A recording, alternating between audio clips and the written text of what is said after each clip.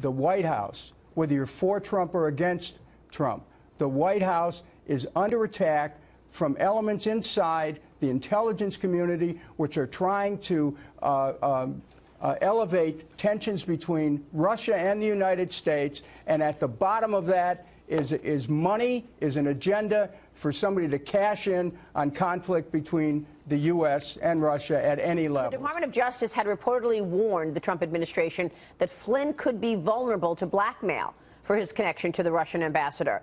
Are you surprised by the resignation? What's your take here? Well, General Flynn has admitted misleading the vice president, but I think we have to look at this a little bit deeper.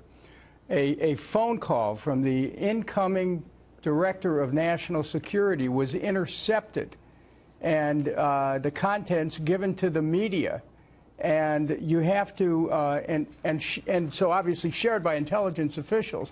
Now, what's at the core of this is an effort by some in the intelligence community to upend any positive relationship between the U.S. and Russia. And I tell you, there's a marching band and chowder society out there. There's gold in them there hills. There are people trying to separate the U.S. and Russia so that this military-industrial intel axis can cash in.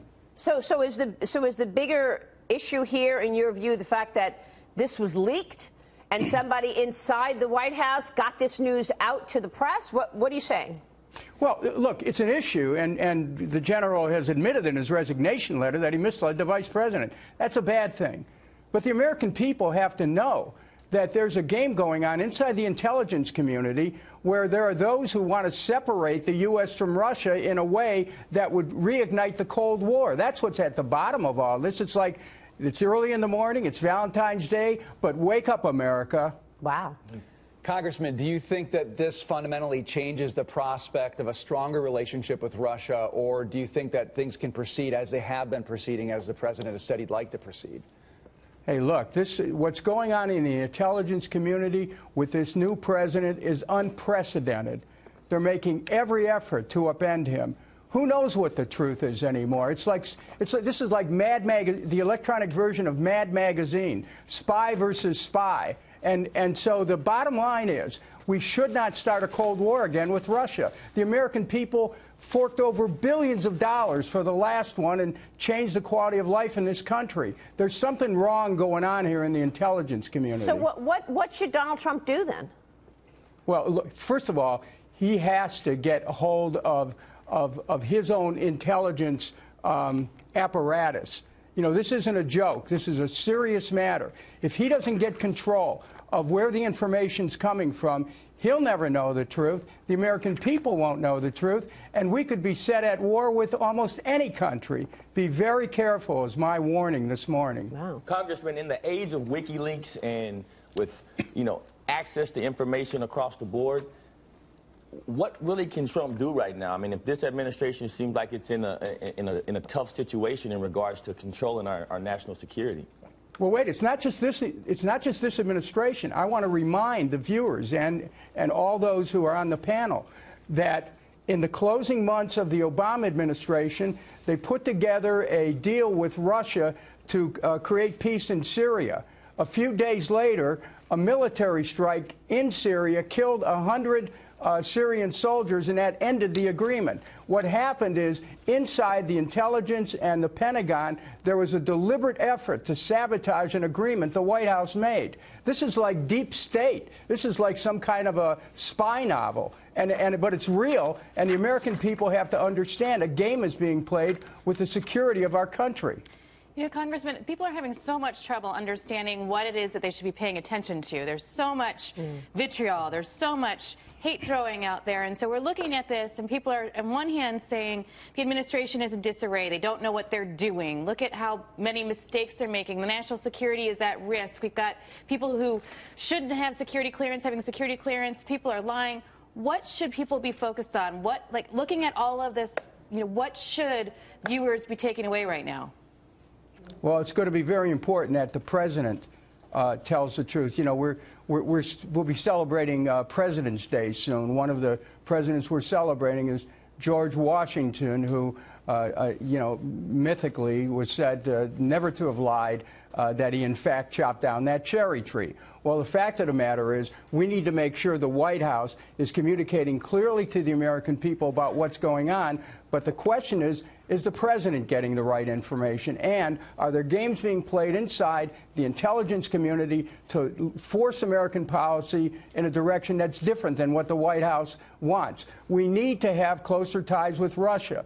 We can't be suckers in this, but we cannot also have certain people playing an agenda that separates us from our aspirations for peace between the two major powers in the world. So is the bigger issue the fact that he even discussed sanctions with his potential counterpart in Russia, or is the bigger issue that he lied to Vice President-elect Pence? Well, first of all, news reports this morning indicate that one intel official who's secretly sharing his thoughts with the media said that he never talked about lifting sanctions. Who knows? But the bigger issue is that in this moment, that in a conversation with Vice President Pence, he misled the Vice President as to what happened. It was the cover-up that's worse than the crime. But what you're saying is you're underlining something even bigger, and that is somebody within Trump's White House is trying to sabotage him somehow. I don't know if it's somebody inside the Trump White House. But inside our intelligence community. There's definitely something going on inside the intelligence community to try to undermine this administration.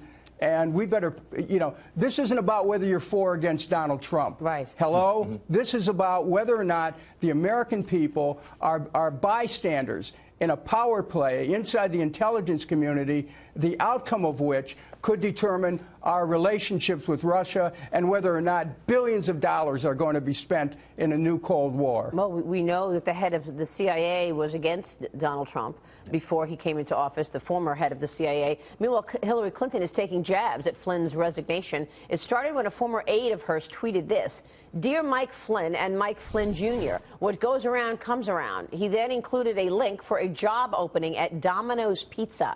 It is a reference to General Flynn's son's tweets regarding the Comet Pizza child trafficking conspiracy theory. Hillary Clinton then tweeted herself, "Philippe's got his own way of saying things, but he has a point about the real consequences of fake news."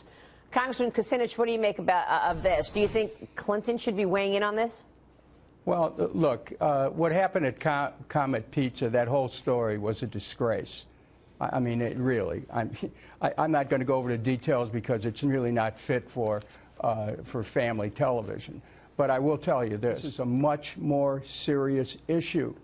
And the White House, whether you're for Trump or against Trump, the White House is under attack from elements inside the intelligence community which are trying to elevate tensions between Russia and the United States, and at the bottom of that is money, is an agenda for somebody to cash in on conflict between the U.S. and Russia at any level.